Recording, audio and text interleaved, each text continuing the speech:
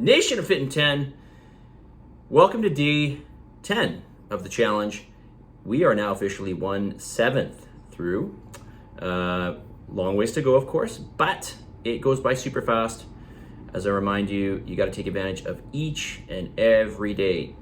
Check off those check boxes on a daily basis. And of course, this means pre-planning. Yes, pre-planning your food well in advance. Have days where you do a bulk cook-up or whatever, okay? Have a day where you make a bunch of food, okay, and have it ready to go. This will make a big difference.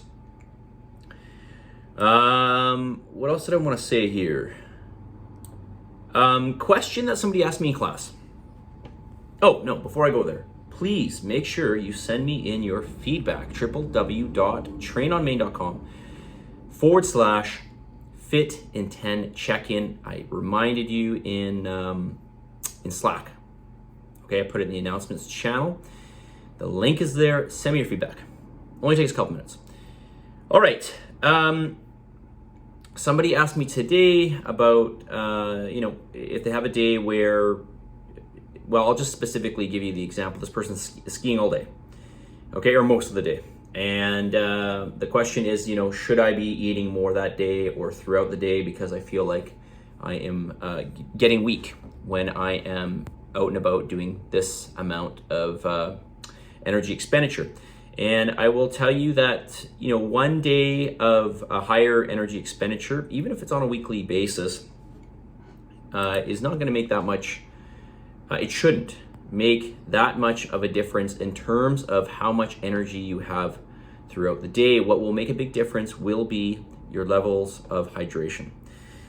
So water and salts, okay? And sodium is the biggest electrolyte of these. That is, it is the one that you're going to excrete the most of. It is the one that your body needs the most of in order to do a bunch of things, including movement. Okay, you need sodium in your diet, and you will excrete a lot of it when you are sweating. So hydrate. In terms of getting enough energy or feeling like you don't have enough energy, unless you are hypoglycemic or you have some other issue with regulating blood sugar levels, you shouldn't need any more food. And just speaking on this, you can train first thing in the morning on an empty stomach. You can. This is not really going to make a big difference. Again, more important to focus on the hydration. All right, so don't think that,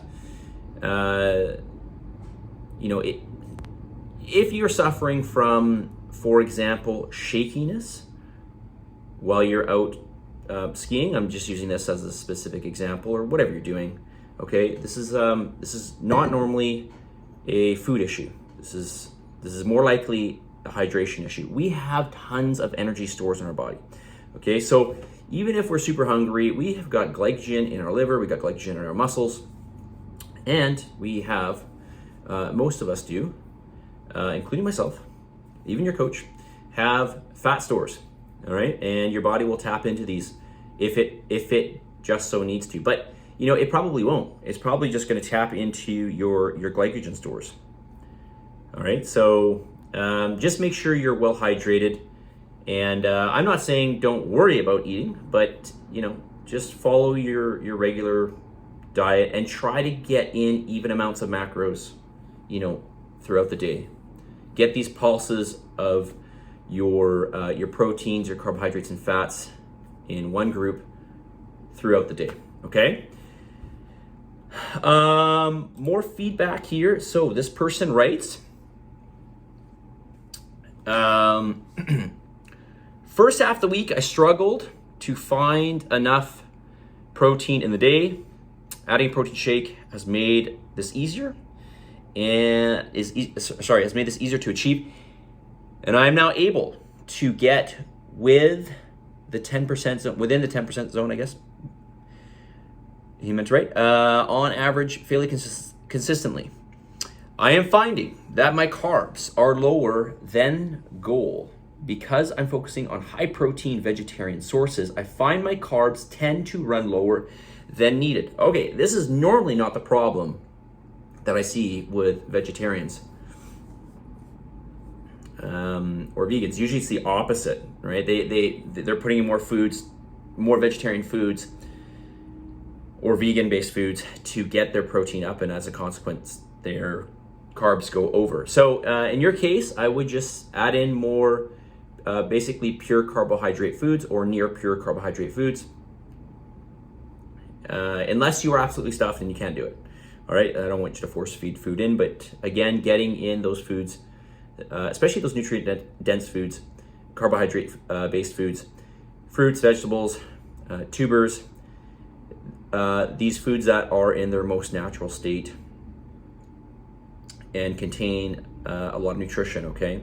Try not to go with things like crackers or, something that's in a box or a bag, okay?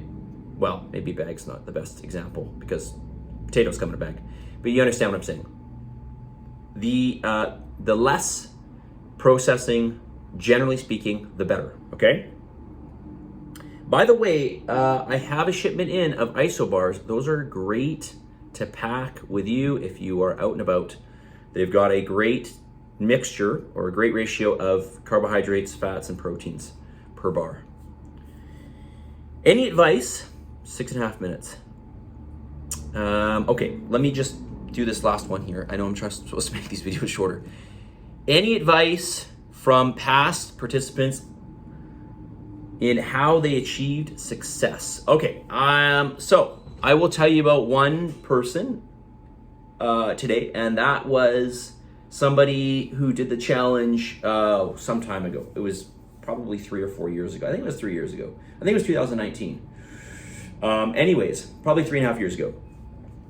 She was a younger person and worked, I believe it was 3 jobs, possibly 4. I know it sounds crazy, and was a full-time student. So she had a lot on the go. And clearly her jobs were part-time. And she came in to do her first scan, and she said to me, I'm going to win the challenge. And I said, okay, well, I hear this many times, and I don't judge. I try not to judge people, okay, because I have no idea. But based on history of what people tell me, usually when they say, I'm going to win the challenge, they usually don't. Just based on history, they usually don't do well. Not always, though. In this case, we saw something a little bit different. And what this person ended up doing, she won the challenge. And she had a great before and after, and I believe she lost, if I'm not mistaken, she lost about 38% of her fat mass. What she did is she had a giant calendar, like I'm talking like it took up, a whole wall space or half a wall space, something like that. Something huge she could stand back and look at, and she had all 70 days there. And she had listed out every single day that she was going to food prep, all the days that she was going to her cardio, all the days that she was going to do the classes, and she had it listed on her wall. And it was a great visual because she always looked at it every day. And this was probably something that kept her, I would say probably more than anything, probably kept her super accountable. And I think this obviously led to her staying really, really focused throughout the challenge. So this is something that I would highly recommend doing. I didn't recommend this, but it surely worked for Darian, and I guess I can say her name. She's okay with me putting this public. It was public actually on social media. So Darian did a great job. And so again, it's all about remaining focused and doing, like I said in the beginning of this video, checking off all the check boxes day in and day out. All right, 9:21. Let's get to the message of the day. And this fits perfectly with today. Habits over motivation and discipline. Just build habits. Just do the stuff you're supposed to do and try not to think about it. Just put it in, do it. Doesn't have to be 100% perfect. Your workouts, whatever, your cardio, maybe, you didn't do your heart rates 100%, or you didn't feel like 100% energetic in the classes, or I don't know, you were, you were off on measuring your foods exactly or whatever. You just didn't have time. But you went through the process of preparing your food in advance. Setting up these times and just fulfilling these, checking off these check boxes, making sure that you get in everything throughout the weeks. This is, I believe, what's going to make the biggest difference. It worked for Darian, as I just mentioned. Habits, just fulfill the check boxes, make these tasks into habits. And once things are habit, it becomes so much easier, right? Think about all the things you do in your life regularly that you really wouldn't do if it was just, you just kind of just threw it in here or there and you had to do it. You certainly probably wouldn't do it, okay? At least not on a consistent basis. All right, we've got to make these things into habits. Positive energy, positive vibes, believe in yourself, for the love of God. Give some gratitude as I look at my clock here and it's 11 minutes.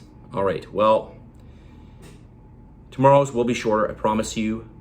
I will talk to you all tomorrow. See you guys.